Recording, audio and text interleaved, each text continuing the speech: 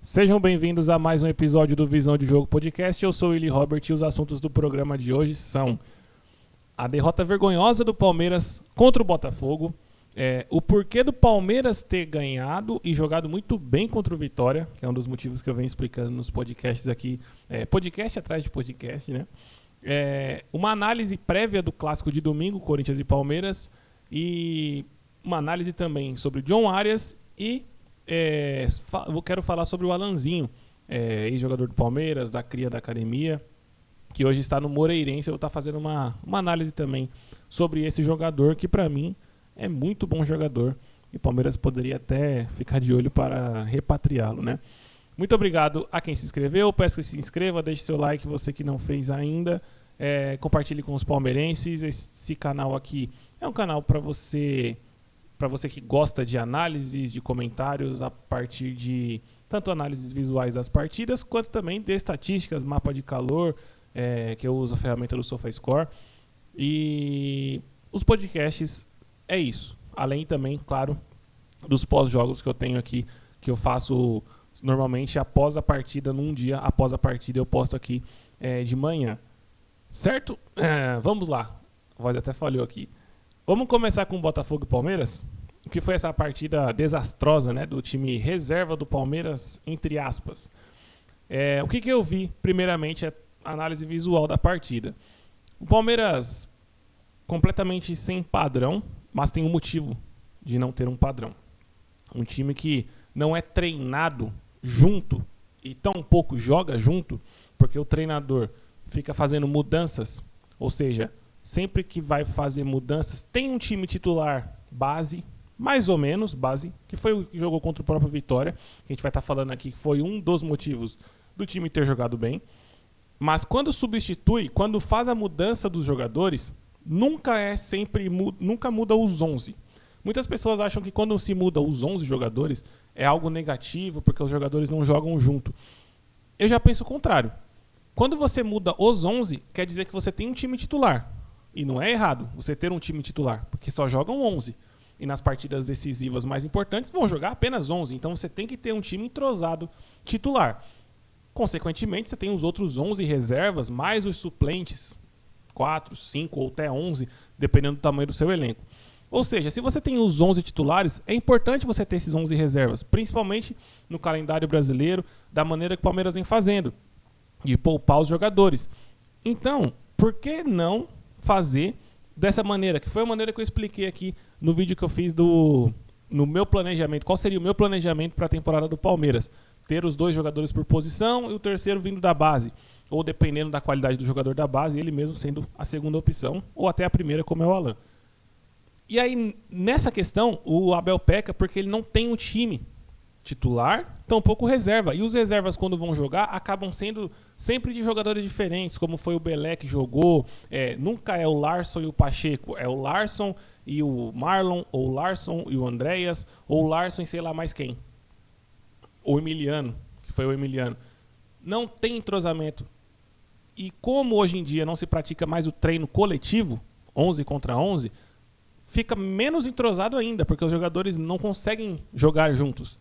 Então é sempre focado em um time só, no titular. Então, assim, quem não tem jogo, quem não joga, acaba não entrosando com a equipe, não tendo um conhecimento até de tato de jogador por jogador, né? De saber como o posicionamento de cada jogador, qual é o posicionamento médio deles, como que um corre, como que um se movimenta para você poder dar um passe, para você poder receber um passe.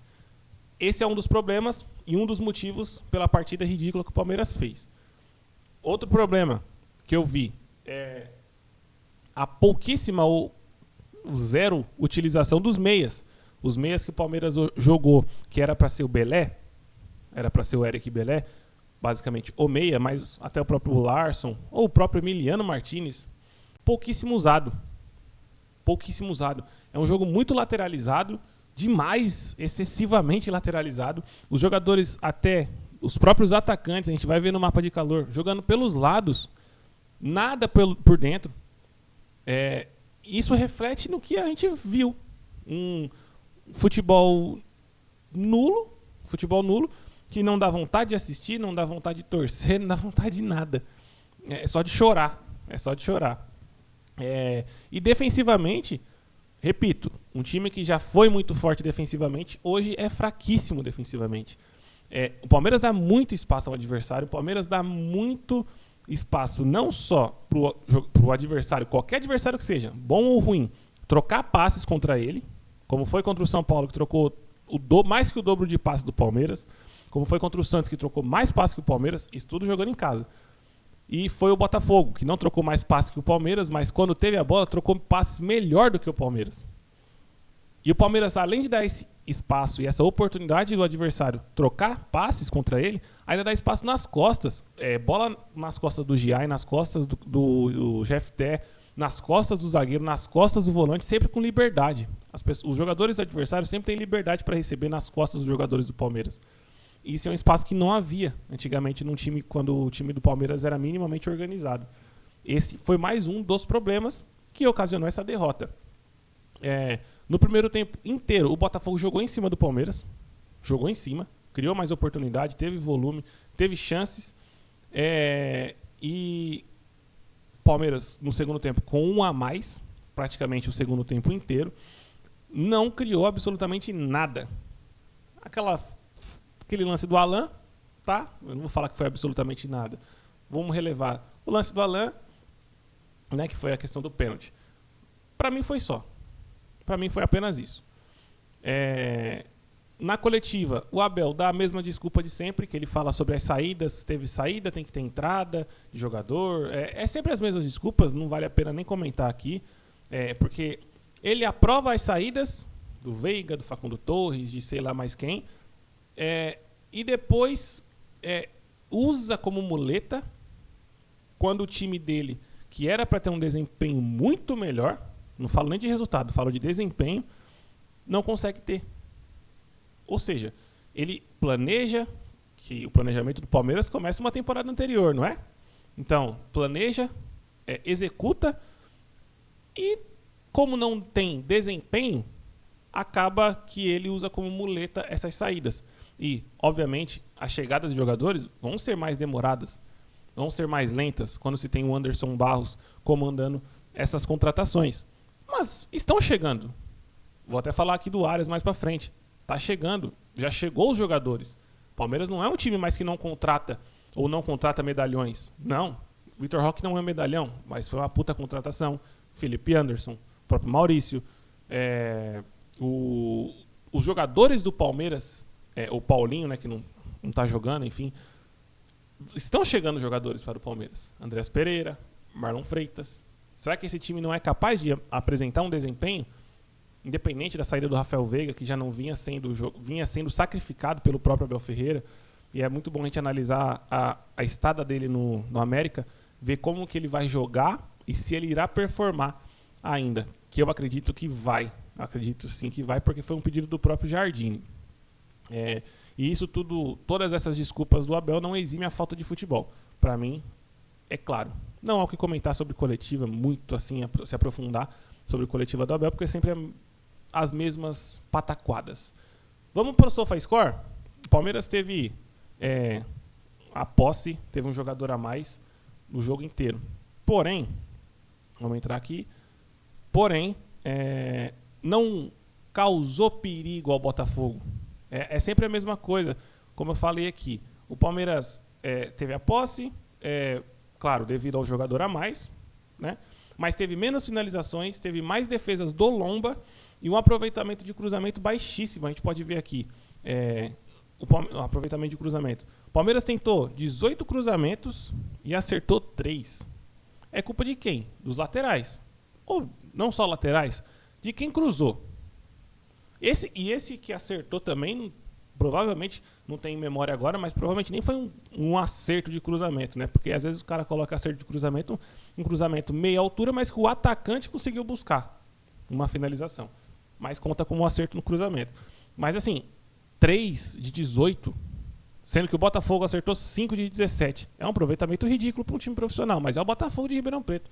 Eu torço para o Palmeiras, um time que investiu 700 milhões ano passado, está investindo mais milhões esse ano, e é o Palmeiras. Tem que cobrar, tem que se exigir, melhora. Eu não vou falar nem de passe longo, não vou nem falar de passe em terço final, porque jogando com um a mais, você vai ter mais passe no terço final, você vai ter menos passe longo, é natural, porque o adversário vai ficar recuado, ainda mais que ele abriu o placar. Agora, o cruzamento algo que o Palmeiras, em tese, é especialista, é ridículo. A assertividade é ridícula. É ridícula. Isso aqui, pra mim, como eu já falei, é digno de demissão. É demissão. Não só do treinador, hein? Não só do treinador. Dos jogadores também. Porque tem que se cobrar também. Dos jogadores, essa questão da autocobrança deles mesmo, né? Deles próprios. Porque, o Abel é ruim, o Abel dificulta o trabalho dos jogadores. Pra mim, eu tô de acordo. Mas questões específicas, questões técnicas, como acerto de passe, de cruzamento, de finalização, é técnica do jogador. E nada... Quer dizer, eu não sei, hoje em dia tem esse negócio dos exames, do secado, não sei das quantas. Talvez isso proíba o jogador de ficar, depois do treino, treinando questões técnicas, fundamentos basilares. Que já era para ele ter, né? Mas assim, se aprimorar. Então eu não posso garantir que o jogador não quer, os jogadores não queiram. Mas, analisando hoje em dia como são esses jogadores, a maioria não quer nem saber disso e só vai pro campo para fazer o que o treinador mandar, o clube mandar, e não tá nem aí. Se no jogo der certo, deu. Se não, ele sabe que tem um empresário bom que vai negociá-lo, se ele não der certo nesse time, vai negociá-lo para um clube tão grande quanto, que pague tão bem quanto o clube que ele estava, né? De estatística, é basicamente isso. Agora, olhando para o mapa de calor, indo para o mapa de calor aqui dessa partida, fica mais constrangedor. O Palmeiras entrou nesse 4-2-3-1, como eu falei, que é um time...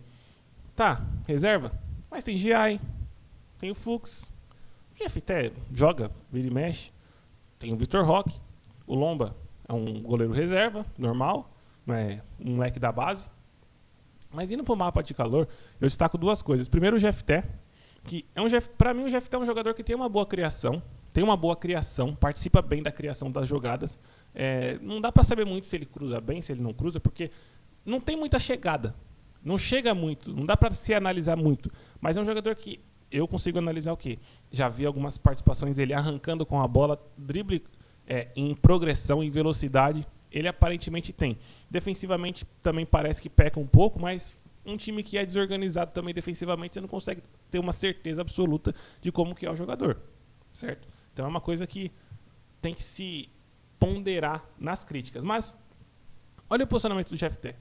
Um jogador que, como eu falei, tem essa qualidade na criação das jogadas, poderia participar muito bem na criação das jogadas, mas participou inteiramente atrás do meio-campo contra o Botafogo de Ribeirão Preto, com o segundo tempo inteiro com o jogador a mais.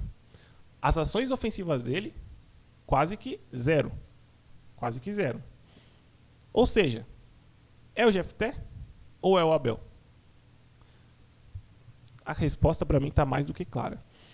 Esse é um jogador que eu destaco aqui dessa partida em relação ao mapa de calor. A outra coisa é isso daqui que vocês, talvez quem tenha reparado, quem gosta de reparar mais nisso, tenha percebido.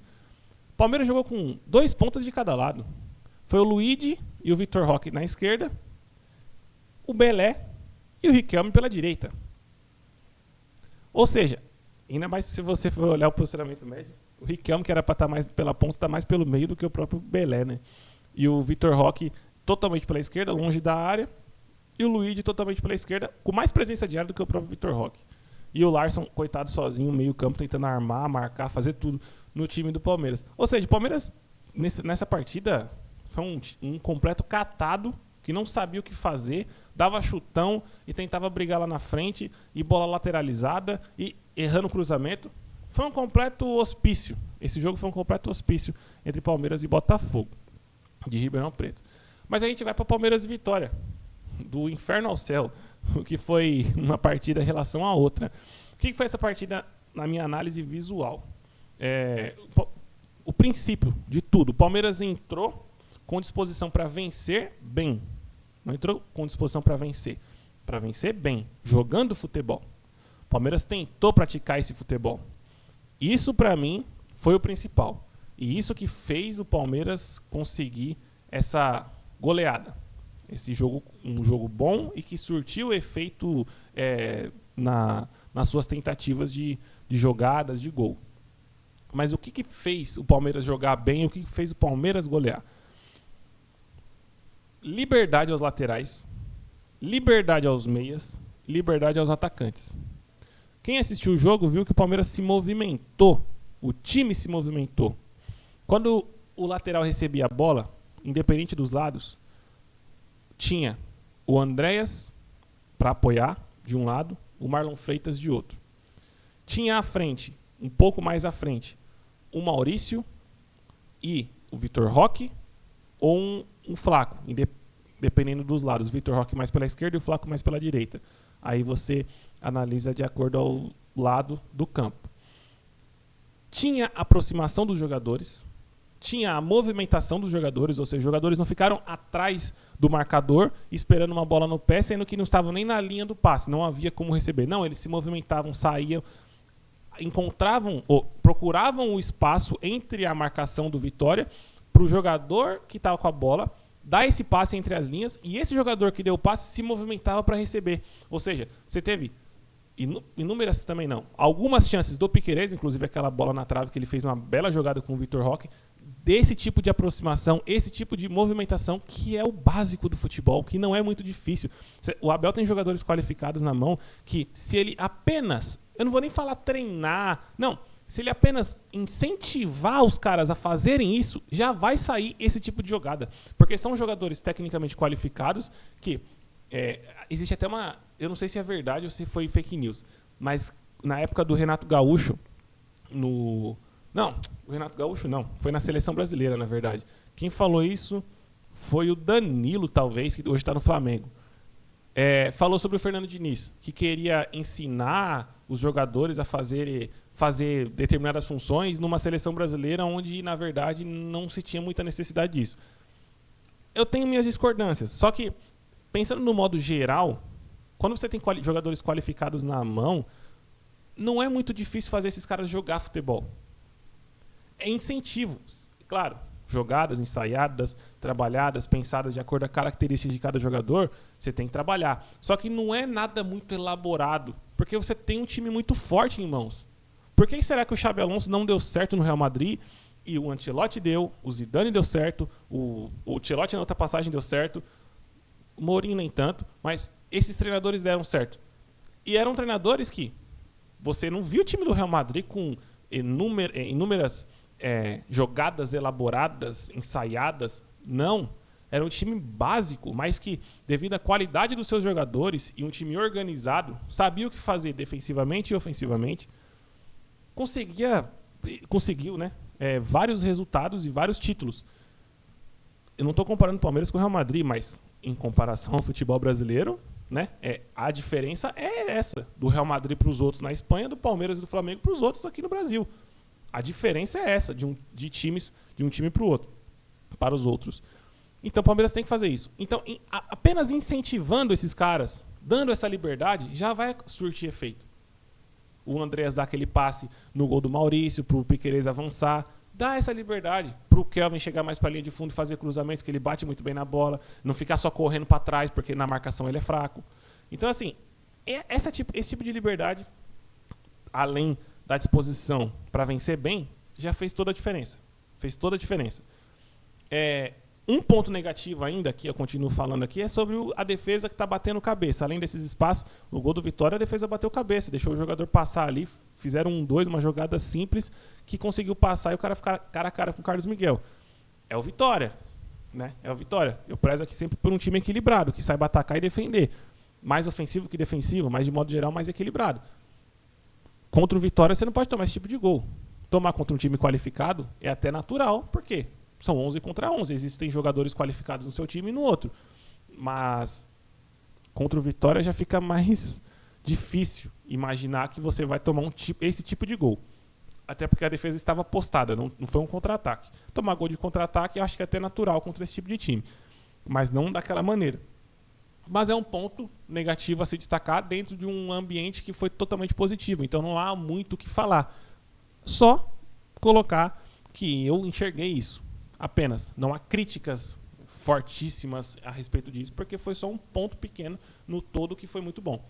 Certo? para os abelizados não ficarem falando que eu só critico, que só existem críticas, não existem elogios. Não, essa partida há elogios. Há elogios, muito mais elogios do que críticas. Sobre estatística, vamos passar aqui para as estatísticas de Palmeiras e Vitória.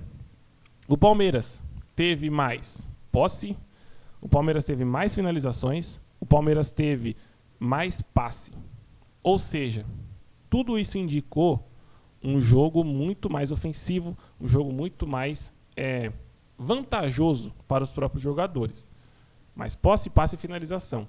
E, consequentemente, claro, não é consequência, mas ajuda. Quando você está disposto a jogar futebol, a ter a bola no pé e tentar fazer gol, ajuda na assertividade das jogadas.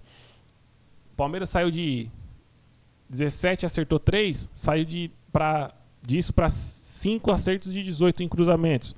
Não é um número bom, pelo contrário, é um número ruim porque ainda está abaixo do próprio Vitória em aproveitamento.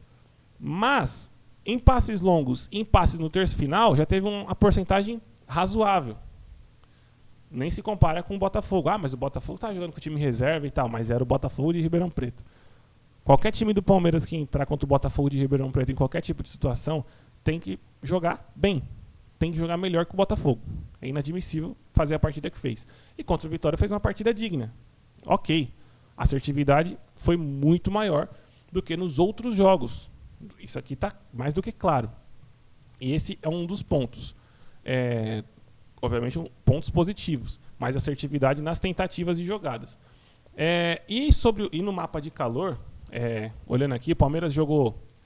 Não foi exatamente esse 4-4-2. Eu vou estar mostrando aqui que, na verdade, o time pareceu muito mais um 3-3-4, porque essa liberdade para o Piquerez participar mais do ataque e o Kelvin mais na criação da jogada, nem tanto mais na chegada ao ataque, mas na criação da jogada, deu essa impressão de um 3-3-4, porque o Marlon, o Maurício e o Andrés participando muito bem aqui no meio campo, enquanto os outros 4 com muita liberdade. O Alan com liberdade para atacar, o Flaco com liberdade para atacar, o Vitor Roque também e o Piquerez, como eu já mostrei aqui. Então ficou parecendo um 3-3-4, tanto com a aproximação dos meias quanto com amplitude também. Porque de um lado você viu o Andrés, do outro lado você viu o Maurício, os laterais participando, ainda que o Piquerez mais avançado do que o Kelvin, só que de um lado o Kelvin segurou mais, só que o Alan teve essa participação de ponta.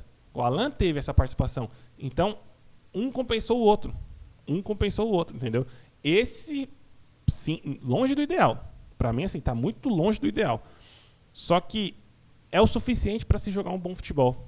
Como eu falei, para se jogar um bom futebol, com o elenco que o Palmeiras tem, se você dá essa liberdade a esses jogadores e um mínimo controle, que seria mais da parte defensiva, tática, do que ofensiva, e com essa liberdade e com esse incentivo a se jogar futebol, a querer fazer gol, sai isso contra um Vitória, sai isso contra um Botafogo, sai isso contra um Novo Horizontino e sai isso contra um Corinthians, contra o São Paulo e contra um Santos. Para vencer esses jogos contra times ou pequenos ou fracos, que nesse caso o Corinthians nem é tão fraco assim, mas não se compara. Time por time não tem comparação. A gente está olhando hoje uma fase de um time, uma fase muito boa, mas é fase. Os jogadores do Palmeiras, tecnicamente, são muito melhores do que o Corinthians. Então, até pelo valor deles, embora o mercado seja muito inflacionado, mas o valor já indica muita coisa. Mas, olhando jogador por jogador, quem tem esse poder de análise, essa capacidade de análise, sabe que o Palmeiras, tecnicamente, posição por posição, é muito melhor do que o Corinthians. Muito melhor. Mas necessita desse apoio do treinador, desse incentivo do treinador. Isso foi só uma amostra. O Palmeiras não é um time que treina para jogar dessa maneira, ou não é um time que tem esse incentivo. Mas nessa partida já foi uma amostra. Já pensou se esse time é treinado para jogar dessa maneira, tem um incentivo para se jogar dessa maneira, fazendo gol atrás de gol, tentando vencer sempre muito bem? Já pensou se esse time não poderia render muito mais? Porque hoje já se tem um resultado básico, nada demais. Mas já se tem um resultado, um certo equilíbrio em resultado. Agora, desempenho, que é algo a mais, que é o que vai te possibilitar, inclusive, ser campeão, é o que falta. Que aí é onde está a questão do treinador, de dar essa confiança, de ter essa confiança primeiramente e passar para os jogadores. Para mim, é isso, sobre Palmeiras e Vitória. Outro assunto que eu quero trazer aqui na live, não estou ao vivo, no podcast, é mais ou menos como joga o Corinthians. É uma pré-análise desse clássico de amanhã.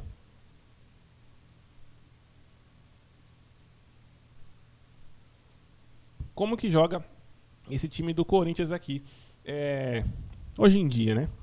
Tem alguns desfalques, pelo que eu vi nas notícias aqui do Corinthians. Só que o time do Corinthians, eu estava analisando aqui, eu peguei a partida contra o Flamengo. Peguei aqui a partida contra o Flamengo. Por que eu peguei a partida contra o Flamengo? Primeiro, porque foi recente.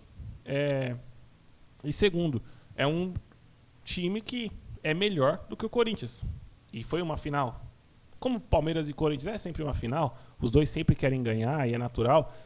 Eu acredito que o Corinthians vai jogar, talvez não da mesma maneira, porque o Palmeiras joga diferente do Flamengo, mas vai jogar de uma maneira parecida em relação à precaução defensiva e à maneira como se ataca. Até porque, como eu falei, o Palmeiras ainda é um time frágil defensivamente e ofensivamente também ainda não causa muitos perigos. Mas, devido à qualidade dos seus jogadores e por ser um clássico, vai causar perigo de qualquer maneira. O que eu notei no time do Corinthians? Tanto assistindo, agora tanto analisando pelo SofaScore. O posicionamento dos jogadores do Corinthians é muito bem definido. Você consegue enxergar aqui, nessa partida, quase que um 5-3-2. Porque o Ranieri, esse daqui, ele teve um posicionamento mais defensivo do que como um volante. Então eu não consigo dizer que foi um 4-4-2. Eu consigo ver mais um 5-3-2, porque quando a gente passa do Ranieri e vê aqui o Bidon jogando no meio para a direita, o Carrilho jogando no meio, exatamente no meio, e o André Luiz jogando do meio para a esquerda, fica muito claro que são 3 volantes meias, volantes barra meia, que jogaram nessa partida contra o Flamengo. E o Dorival foi muito inteligente nisso, porque o Flamengo joga muito pelo meio. E diferente do que o senhor Abel Ferreira fez na final da Libertadores, onde ele tirou volantes, tirou o meio-campo do Palmeiras para lateralizar as jogadas, tanto defensivas quanto ofensivas, o Dorival fechou o meio. E por isso que o Flamengo não conseguiu criar muitas chances de gol, não conseguiu ter muito volume. Porque tinham jogadores ali. Além de 3 defensores, contando com o Ranieri, tinham 3 meio-campistas. E na fase ofensiva, você consegue ver que esses jogadores participaram das jogadas. Tá o André Luiz aqui participando ofensivamente. Tá o Martínez e tá o Bidon. Cada um no seu canto. E além disso, tudo que eu falei aqui, os laterais dão profundidade. Você consegue... Atualizou aqui a página. O Mateuzinho participa bem, tanto na criação quanto no ataque, e o Bidu também. São jogadores que, tecnicamente, se não fosse essa fase do Corinthians aqui, eles já tinham sido escorraçados do clube. Mas, devido à fase, e o time está sendo bem treinado, na minha opinião, até que é bem treinado pelo Dorival, não só pelo Dorival, na época do Ramon Dias já era. É um time que consegue ter esse tipo de fazer esse tipo de jogo contra time grande, contra time forte. Indecisão. O Bidu participa do ataque, o Mateuzinho participa do ataque. Então, ou seja, o time não tem pontas. Só que os laterais que dão essa profundidade. E o time tem 3 meio-campistas, que são meio-campistas na acepção do termo, que são volantes barra meias. Participam da defesa e do ataque de maneira conjunta. Eles marcam e atacam pelo mesmo lado. Se marcar bem esse time, fica fácil de marcar. Porque o jogo do Corinthians passa pelo meio-campo. Ainda que se tenha essa profundidade dos laterais. Mas se o Abel for um pouquinho inteligente e pensar um pouco nesse time do Corinthians, é fácil explorar as costas dos laterais do Corinthians num lance de contra-ataque, porque os laterais sobem para participar da jogada. E devido os meio-campistas participarem de maneira intensa da partida, eles têm a questão ofensiva do lado do Corinthians, que causa perigo ao Palmeiras, poderá causar o perigo ao Palmeiras, mas ao mesmo tempo eles são volantes muito participativos, dependem muito da intensidade. Se o Palmeiras competir e ter essa mesma intensidade, eu acho que a técnica dos jogadores do Palmeiras prevalecerá, principalmente se tiver um homem a mais no meio campo, que é aí que está a questão. Ao invés de você abrir Maurício, abrir Alain, fecha esses dois e faz a mesma coisa, dá profundidade aos laterais. jogar nas costas dos próprios laterais, empurrar o time do Corinthians para trás. Não chamar o time do Corinthians, empurrar para trás. Porque quando a bola chega nesses dois caras aqui, tanto no Memphis quanto no Yuri Alberto, além do entrosamento deles dois, eles estão numa fase muito boa, são bons jogadores. O Yuri Alberto tem suas bagrices, às vezes bate na canela, sai tropeçando, perde gol, inacreditável. Mas ele sabe fazer gol. E é um jogador decisivo. E o Depay, que é o craque do time, é muito bom jogador. Se der espaço para ele, como o Palmeiras vive dando espaço, vai causar perigo. Então, não é muito difícil de entender. O time do Corinthians não é complexo, não é um time que tem muitas virtudes, muitas qualidades, tanto técnicas quanto táticas, mas é um time certinho. Que falam que o Dorival faz o arroz com feijão, mas se o Abel fizesse esse arroz com feijão, o Palmeiras estava muito à frente dos outros, muito à frente. Nem estou pedindo Dorival no Palmeiras, pelo amor de Deus, mas eu acho que esse tipo de futebol que o Corinthians pratica consegue explorar a melhor qualidade dos melhores jogadores. Ele não exime o Depay, não exime o Yuri Alberto de marcar. Pelo contrário, os dois correm pra caramba. O Depay menos, mas o Yuri Alberto corre pra caramba pra marcar. Só que eles marcam do meio pra frente. Porque, já pararam pra pensar?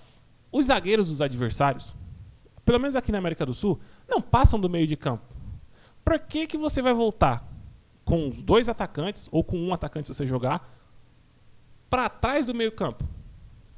Não é mais fácil você jogar com os dois colados no zagueiro, certo? Colados no zagueiro, explorando uma possível saída em contra-ataque, uma saída rápida, ou se você tiver uma saída mais lenta, mais demorada, a partir da posse de bola, você está com um time mais compacto, certo? Não é mais fácil isso, eu acho que prioriza muito mais, privilegia os melhores jogadores, e é o que o Dorival faz no Corinthians, e ele fazia isso no São Paulo também, com o Lucas, com o Caleri, naquela época de 2023, que ele ganhou a Copa do Brasil. Eu acho que o básico, muitas das vezes, serve e consegue elevar o nível. Claro que daí para frente se exige um pouco mais. Só que é um caminho a ser traçado a partir do básico. A base montada, escalonando, peça por peça, jogador por jogador. E aí sim você vai melhorando questões táticas e técnicas. Mas o Palmeiras hoje não está nem com isso. E o Corinthians tem. Olha que loucura. O que seria 2 anos atrás pensar uma coisa dessa? Mas hoje acontece isso. Só que ainda tecnicamente, o Palmeiras é muito melhor que o Corinthians. E se fizer um jogo, como eu falei, inteligente e bem posicionado, entendendo como joga o Corinthians, que não é muito difícil de entender, dá o Palmeiras vencer. De maneira até que, entre aspas, tranquila, porque um clássico nunca é tranquilo, mas de uma maneira boa, porque o time do Palmeiras, tecnicamente, é muito superior ao Corinthians. Sobre o clássico, é isso. Espero que o Abel escute esse podcast aqui e faça o que eu estou falando. Mas vamos mudar aqui de assunto agora, falar sobre o John Arias. Falar rapidamente sobre o John Arias. O que tudo indica, ele está fechado com o Palmeiras. Ele não... Até agora não se passaram mais informações, até o momento que eu estou gravando. Se já fechou, o que falaram foi que assinou um pré-contrato, né, um pré-acordo, para ele vir, não para o meio do ano, mas para vir para agora. Valores exuberantes, de modo geral, 25 milhões de euros. Eu acho que pouquíssimos jogadores valem no mundo hoje em dia, mas é o que se paga. O Palmeiras tem o dinheiro, é melhor pagar 25 nele do que 12 no Facundo Torres, do que 10 no Sousa, ou foi ao contrário, sei lá, que os dois davam algum Arias. Já que o mercado exige isso, você tem que... Se você for correr contra a maré, nesse caso, é só usando os jogadores da base. Só isso. E nunca vendê-los. Só usar os da base. Será que vai dar para competir? Olhando a base do Palmeiras hoje em dia, até que daria, né? Agora, a questão é se os jogadores não vão querer sair, né? Ser vendidos. Mas não dá para nadar contra a maré hoje em dia. O mercado exige isso. Você tenta negociar, tá? Mas é o que se paga. Agora basta o Arias chegar e o Palmeiras, o Abel conseguir fazer ele jogar. Ele desempenhar e fazer valer esses 25 milhões. Para mim, ele vem para ser titular do time, indiscutível. Nesse 4-3-3 que o Abel está ensaiando, /4-2-3-1 ali, ele vem para ser o ponta esquerda. Assim, como eu falei já, espero que ele também espero que ele venha não para ser assistente de lateral, mas sim para ser o ponta esquerda. Um jogador mais à frente, incisivo, igual o Alan foi nessa partida contra o Vitória.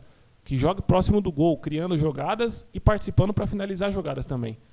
E também eu espero que a vinda dele não ocasione a saída do Felipe Anderson, porque para mim o Felipe Anderson é tão bom quanto o Arias. Só que no Palmeiras ele está sendo subaproveitado. E isso, se esse cara sair, ele vai jogar muito em qualquer outro clube que for, nem que seja no Santos. Ele vai jogar muita bola. Porque em qualquer outro time que ele jogar, talvez não no Cruzeiro do Tite, mas vai dar liberdade para ele atacar de uma maneira, armar jogadas de uma maneira que ele nunca fez no Palmeiras. Fez naquele pedaço curto do ano passado do Campeonato Brasileiro que o time estava jogando bem, naquele 4-4-2. Mas ainda assim não era o ideal, porque ele estava muito aberto. Jogando mais por dentro, próximo ao gol, próximo aos atacantes, próximo aos volantes, aos laterais ultrapassando ou aos pontas se o time jogar com ponta, esse cara pode render muito. E vindo o Arias, tendo ainda o Felipe Anderson, aí você começa a falar algo que o Palmeiras hoje não tem tanto quanto o Flamengo, que é o elenco. Sai um Arias para entrar um Felipe Anderson, é pau a pau. Agora hoje, sai um Felipe Anderson para entrar um Sousa, porra, desanima. O Abel já passou da hora de testar o Sousa na reserva do Vitor Roque, eu já falei isso no começo do ano. O Sousa não tem qualidade para ser ponta, não tem velocidade, não tem drible, mas ele tem uma certa finalização boa, uma boa presença de área. Os gols que ele fez contra a LDU, contra o São Paulo, gols de cabeça, chegando à área. Dá para aproveitar esse cara como reserva do Vitor Roque. Dá para aproveitar. E o Palmeiras não tem um reserva para o Vitor Roque hoje. O Abel tá moscando nisso daí e ele deveria, pelo menos, testar o Sousa como reserva do Vitor Roque no ataque, como centroavante, porque o Vitor Roque já é um atacante de movimentação, cai pelos lados. O Sousa é isso, basicamente. Ele não é ponta. E vindo o Arias, dá essa possibilidade de ter um Arias e o Felipe Anderson por um lado, o Alan pelo outro, e aí, claro, vai acabar faltando o jogador, né, nesse caso. Aí tem um Maurício para jogar mais por dentro, o Andréas, Marlon Freitas. Então, assim, aí começa a se tratar de algo que se chama elenco, de alta qualidade, de alto nível, né? Paulinho, se voltar um dia, né, quem sabe, aí você já começa a falar de um time que, porra, velho, se o Abel não faz jogar, fica mais claro ainda até para os abelizados, né? Então, espero que ele venha, jogue muito bem, o Abel pare com isso de medo de colocar jogador para trás do meio campo, ponta, jogadores bons tecnicamente que não conseguem jogar aqui devido ao medo do treinador de botar esses caras para jogar com a bola, jogar para frente. Espero que o Arias venha e faça história no Palmeiras. Para finalizar aqui, um último quadro desse podcast, eu quero falar aqui sobre o Alanzinho. Para quem se lembra, o Alanzinho é um jogador que passou pela base, era da base do Palmeiras, era uma das grandes revelações do time do Palmeiras, da base do Palmeiras, até 2019, 20 ali, mais ou menos. Ele lesionou o joelho quando foi emprestado algumas vezes, foi emprestado, se não me engano, para o Guarani, eu não sei. Acabou que o Léo Passos, que era da base do Palmeiras, também lesionou o joelho dele numa entrada lá. Não foi maldosa, foi sem querer, mas lesionou o joelho dele. Depois disso, ele acabou sendo emprestado para um time, para o outro, para o Sport, rodou, até foi emprestado para o próprio Moreirense, que é onde ele está hoje. E hoje é um jogador definitivo do Moreirense, né, há algum tempo. Os números dele não impressionam no Moreirense, nem na carreira, mas o que impressiona, e aí eu volto a repetir, quem sabe analisar o futebol, jogador por jogador, como cada jogador joga, como a característica individual do jogador, consegue analisar que o Alanzinho, para mim, e aí eu não estou comparando se é melhor ou pior, mas ele é um meia estilo Valdívia. O que é um meia estilo Valdívia? Que é um meia das antigas, né, dos anos 60, 70, 80, até 90. Até um pouquinho dos anos 2000, porque o próprio Valdívia é dos anos 2000. É um meia que é um camisa 8/10 no futebol de hoje, porque é um cara que consegue buscar jogo na defesa, carrega muito a bola, tem a bola sobre o pé e sabe driblar, sabe dar passe, tem visão de jogo e ele sabe bater muito bem na bola, até mais que o Valdívia, nessa questão de qualidade, que o Valdívia não batia muito bem na bola, não gostava de finalizar, não gostava de fazer gol. O Alanzinho já é diferente. E as jogadas dele, vou até já passar enquanto eu falo aqui, é um jogador nessas jogadas aqui, esse vídeo inclusive é de 2 anos atrás, é de 2 anos atrás. Ele na temporada 2022-2023 pelo Moreirense. As jogadas dele, ó, ele é o cara que vai fazer o gol aqui. Com chegada à área, com finalização, que é um ponto já que o Valdívia não tinha. Mas a finalização muito boa, de precisão, batida na bola com as duas pernas. Mas o posicionamento que ele tem, que ele ocupa no campo, e as jogadas dele, normalmente, são jogadas que lembram muito o Valdívia. Para quem assistiu o Valdívia sabe. Arrancada com a bola no pé, drible curto, drible de corpo e armação de jogada, passe em profundidade, passe com visão de jogo mesmo. Quem assistiu principalmente em 2014, para mim ficou muito vivo na memória. Se não fosse o Valdívia em 2014, o Palmeiras tinha caído. O tanto de bola que o Valdívia colocou na cara do gol, o Henrique Ceifador, o Mazinho, quem jogou em 2014? O próprio Leandro, que eu falei na semana passada. O tanto de bola que esse cara colocou na cara do gol desses caras não está escrito. Esses caras perdiam um gol. E chances criadas, bola que ele retinha a posse, que ele pegava e conseguia segurar o jogo, sofrer falta, e acabava que o Palmeiras ficava mais com a bola por causa disso, porque se dependesse da qualidade do time, não conseguiria ficar. Isso é um jogador que hoje em dia falta no futebol. E eu acho que o Palmeiras subaproveitou o Alanzinho na época. Após a lesão também, fica mais difícil acreditar que ele poderia ter um retorno, porque olha o passe que ele deu. Eu vou até voltar. Desculpa, mas eu vou voltar. Esse é um passe que o Maurício não consegue dar hoje. Ele foi de canhota, ele é destro. No meio da defesa. Esse é o passe que eu estou falando. Esse é o tipo de jogador, meia estilo Valdívia. Consegue enxergar esse tipo de jogada. E ele tem um a mais em relação ao Valdívia, que é isso daqui. Finalização. E, aparentemente, vontade em fazer gol. Desde a base ele me mostrou isso.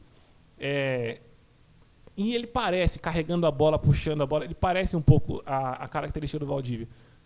Cara, eu não vou falar que era pro Palmeiras contratá-lo de volta, trazer de volta, mas até porque com o Abel, ele não jogaria. Vou ser bem sincero. O tanto que ele carregou a bola aqui, o Abel já tinha xingado ele. O tanto que ele carregou a bola aqui, o Abel já tinha brigado com ele.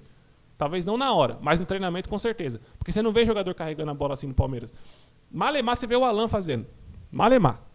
Então, eu acho que com o Abel ele não conseguiria jogar. Mas com um treinador que goste de futebol, priorize o futebol, os melhores jogadores, e se eu fosse treinador, eu seria esse tipo de treinador, esse cara jogaria no Palmeiras hoje. Fácil. Com um time qualificado, com atacantes qualificados à frente dele, volantes qualificados ao lado e atrás dele. Cara, esse cara jogaria titular no Palmeiras hoje. E não só no Palmeiras, na maioria dos times do Brasil. E eu não vou falar que ele é melhor que o Arrascaeta, mas em característica de meia, como eu gosto de ver os meias, ele é melhor que o Arrascaeta. Ele tem mais drible do que o Arrascaeta. E desde a base ele era uma promessa da própria seleção brasileira. Para quem não se lembra, ele jogou o Mundial Sub-17, ou foi o Sul-Americano Sub-17. Ele era o camisa 10 e o Vinícius Júnior era o camisa 7 ou camisa 11. A promessa maior ali, depois do Vinícius Júnior, era o Alanzinho. E aí, como eu falei, devido à lesão, subaproveitamento do Palmeiras, os empréstimos dele que foram para times que não dava essa possibilidade dele explorar a máxima capacidade dele, acaba que ele foi sendo escanteado do futebol entre os grandes clubes. Mas assim, como as pessoas hoje em dia falam muito de negócio de scouting, se você for pelos números, cara, ele não chama a atenção de nenhum time grande. Até por isso está no Moreirense ainda. Agora, olha o passe que ele deu. Esse é um passe que você não vê ninguém dar hoje. Esse que é o meia estilo Valdívia. Passe no meio de três jogadores do adversário com uma assertividade grande. Um passe difícil de acertar a força. Hoje em dia os jogadores, se tentam um passe desse, dá um balão, uma força tremenda, que o cara não consegue nem chegar na bola. Ou se não, dá um passe muito fraco com medo de errar e acaba que não dá a possibilidade de continuação na jogada. Então, repito, se eu fosse treinador, contratava o Alanzinho, até porque o valor de mercado dele está muito baixo, contratava para ontem. O Palmeiras não tem esse tipo de jogador e precisa desse tipo de jogador. O futebol precisa desse tipo de jogador. Não é só o Palmeiras, o futebol. Ó, esse é um jogo contra o Braga, o adversário mais forte, né? No Campeonato Português. Moreirense é um time de médio, pequeno porte em Portugal. Mas está na Série A, na primeira divisão, já há bom tempo, na Liga Portuguesa. É um time que deu estabilidade para ele. Então eu acho que ele é um jogador que deve estar feliz lá, porque nunca demonstrou nada de querer sair, né, de lá. Olha o passe que ele deu de letra aqui. É um jogador inteligente, qualidade em passe, finalização, drible, e que é cria da academia do Palmeiras. Então, assim, foi subaproveitado, subvalorizado no time. Eu acho que é um pecado até, inclusive, tantos jogadores bons ter passado por aqui nesses últimos 10 anos, contando do Gabriel Jesus para cá. E o Palmeiras não ter aproveitado aproveitado mesmo, só Endrick e Estevão. Só Endrick e Estevão. Aproveitado de verdade. Eu não estou falando que jogou. O John jogou aqui, mas o John não foi nem aproveitado de verdade no Palmeiras. Na posição correta, com jogos em sequência, com chance de ter um time que troca passe, que aproveita a posse. Kevin, olha o que o Kevin fez no Fulham. Esse cara não jogou no Palmeiras. Luiz Guilherme não jogou no Palmeiras. E o jogar que eu estou falando que nem eu estou falando, nessa regularidade, nesse time equilibrado, que dê essa oportunidade. O Alanzinho não jogou no Palmeiras. Esse não jogou mesmo, né, no Palmeiras. Olha o drible que ele deu. Olha a jogada. Ah, meu Deus do céu, queria esse cara no Palmeiras de novo. Olha o drible que ele deu. Lembrou muito o drible que o Valdívia deu quando ele jogava pelo Colo-Colo na Libertadores, em 2018. Palmeiras e Colo-Colo e Palmeiras no primeiro jogo. Que ele driblou o Bruno Henrique e o Thiago Santos numa jogada só, que os dois estão procurando ele até agora. E o Palmeiras não tem esse jogador. Mas tinha em mãos. E aí, nesse caso, não foi nem culpa do Abel, né? Porque na época, nem lembro se foi o Abel que não quis. Deve ter sido também, mas eu não tenho essa recordação, então eu não vou julgar ninguém. Mas é isso aí. Sobre o Alanzinho é isso. O que vocês acham? Será que ele poderia estar no Palmeiras ainda? Poderia ter jogado mais no Palmeiras? Eu acho que quem acha o contrário está ficando maluco. Porque as jogadas que ele está fazendo aqui é no Moreirense, hein? É no Moreirense. Não é no Porto, não é no Benfica, no Sport. Então, assim, um time melhor, com mais bola no pé, com mais chances de jogadores melhores ao lado, eu tenho mais absoluta certeza que esse cara jogaria. Com certeza jogaria. Nem na seleção brasileira se tem esse tipo de jogador, né? Quando você vê que o Paquetá é o camisa 10 e um jogador desse está escanteado na Europa, num submundo da Europa, que o Portugal não é um submundo da Europa, mas o Moreirense acaba sendo, né? Dos times da Europa. É triste o que o futebol está se tornando. É muito triste. Eu, inclusive, vou até abrir um parênteses aqui sobre o Barolo. Eu vi o Barolo falando aqui no podcast que ele fez com o Benja, né? No programa do Benja, no YouTube. Falando sobre o Luciano ser ídolo no São Paulo e que ele não consegue entender. Ele não consegue admitir isso como torcedor porque viu vários craques. Cara, eu não cheguei a ver tantos craques assim. Vi mais em fim de carreira. Mas eu cheguei a ver o Edmundo no Palmeiras, inclusive em loco. E eu não consigo admitir isso também. Tratar jogadores medíocres que não conseguem fazer o mínimo, ou melhor, só fazem o mínimo, ser tratados como craques, ou como futuros craques. Por isso eu bati muito no pé, peguei muito no pé do Estevão na época, até do Endrick no começo, da loucura que o Endrick fazia. O Endrick era muito maluco. Parecia o Rony. Talvez o contato com o Rony diário ali acabava prejudicando ele. Mas eu batia muito, pegava muito no pé dele, principalmente do Estevão. Mas porque é uma jogada a cada 10, 15 jogos. É uma jogada, às vezes, no jogo, uma jogada que não surtiu efeito algum, só que fica reprisando em reels de Instagram, em shorts do YouTube, como se fosse a jogada do campeonato.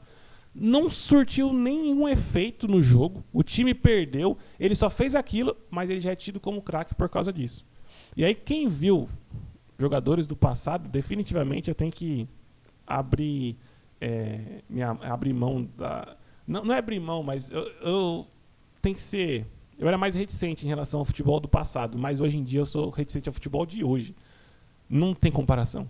Não há comparação. Você que não assistiu, não acompanhou, veja vídeos. Até você que acompanhou, veja vídeos do passado. E o passado que eu falo realmente não é nem anos 90, é anos 2000. Olhem, o time que o Palmeiras tinha em 2008 e o time que o Palmeiras tem hoje, em relação à comparação de renome, analisem o que aquele time fazia e o que o time de hoje faz. Independente de treinador. Jogador por jogador. Quando Diego Souza tinha a bola no pé, quando o Valdívia tinha a bola no pé, quando o Alex Mineiro tinha a bola no pé, quando o Helder Granja tinha a bola no pé, o que esses caras faziam? O Martinez, o que esses caras faziam com a bola no pé? E hoje em dia, quando jogadores bons, Vitor Roque, Flaco Lopes, Kelvin, bom ou não, vocês decidam, mas esses jogadores têm a bola no pé, o que esses caras fazem? Se é treinador, se não é, se é o futebol que evoluiu ou involuiu, não sou eu que vou dizer. Eu só analiso e tenho minhas críticas. Para mim, a desvalorização de jogador como o Alanzinho é um dos fatores preponderantes para o futebol estar cada vez mais decaindo. Cada vez mais, cada dia que passa, não é cada ano, é cada dia que passa o futebol piora. Todo o futebol, mundial. É um porre assistir campeonato inglês. É uma correria deslocada. Trelocada que fala, né? Os jogadores correm, sei lá, parece que eles correm 20 quilômetros durante um jogo. Parece que o goleiro corre mais que o atacante na Série B do Brasileirão. Eu não consigo ver vantagem em assistir um futebol daquele. Te cansa só em assistir. Também não vejo muita graça em assistir o futebol dos anos 50, 60. Só que é uma diferença técnica brutal. Diferença técnica. Com bola no pé. É um completo abismo. Agora, intensidade física também é um abismo. Só que eu tô assistindo um jogo de futebol, não tô assistindo atletismo, não tô assistindo luta, não tô assistindo nada disso. Tô assistindo futebol. Futebol é a bola. A partir da bola que se acontece o esporte. Então, a minha análise final é sobre isso. É mais um desabafo sobre o que o futebol se tornou, ou está se tornando, algo cada vez pior e cada vez menos atrativo para a molecada. Porque a molecada, cada dia que passa, tem menos referência de bons jogadores de verdade. Cada vez menos referência. Eu ainda tenho referência, com 25 anos, mas o moleque de 15 anos não tem referência alguma mais. O moleque de 15 anos palmeirense hoje, nasceu em 2010, quem é que ele viu? Viu de fato, a partir dos 7, 8 anos. Se é um moleque que acompanha, que gosta de futebol, igual eu sempre gostei. Desde os 6 anos, já tenho memórias, desde os 6 anos. O que o moleque viu no Palmeiras? 2010, com 2017. O que ele viu em 2017 no Palmeiras? Só o Felipe Melo, um jogador que é mais das antigas ali, Zé Roberto, mas com 43 anos. Não viu mais nada. A referência técnica dele é quem? É o Neymar. Só. Messi, Cristiano Ronaldo. Mas aqui no Brasil, não tem ninguém referência técnica, como eu cheguei ainda a ver, como eu falei aqui, vi Edmundo. Não vou falar que eu vi o Romário, porque eu lembro de ter assistido, mas o Romário já era muito mais velho. Vi, como eu falei, o próprio Valdívia, que eu considero sim, no futebol da Europa, então nem se compara.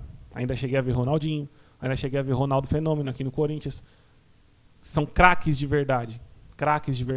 Viu o Alex. Então, assim, é outra visão, era outro futebol, e eu espero um dia que isso possa voltar. Talvez não de maneira definitiva, mas pelo menos um pouco. Pelo menos que jogadores como o Alanzinho não sejam subaproveitados, subvalorizados como é hoje. Que um time grande como o Palmeiras, com investimento, com capacidade de suporte, para dar a oportunidade dos bons jogadores se desenvolverem e conseguirem ter seu máximo desempenho, para a gente de fato saber se esse cara de fato era bom ou não, o craque ou não, dar essa oportunidade a esses caras. Eu espero que um dia Palmeiras, Flamengo, qualquer time grande tenha a possibilidade e dê essa possibilidade a esses jogadores. Beleza? Esse foi o podcast de hoje, esse foi o 6º episódio da 2ª temporada. Vou ficar por aqui, semana que vem, sábado às 19 horas. Estou de volta e acompanhem os shorts da semana, que são os cortes curtos aqui do podcast, e também os pós-jogo, que vai ter Corinthians e Palmeiras, e depois a partida contra o Internacional, se eu não me engano, no meio de semana. Beleza? Um grande abraço e até semana que vem. Valeu!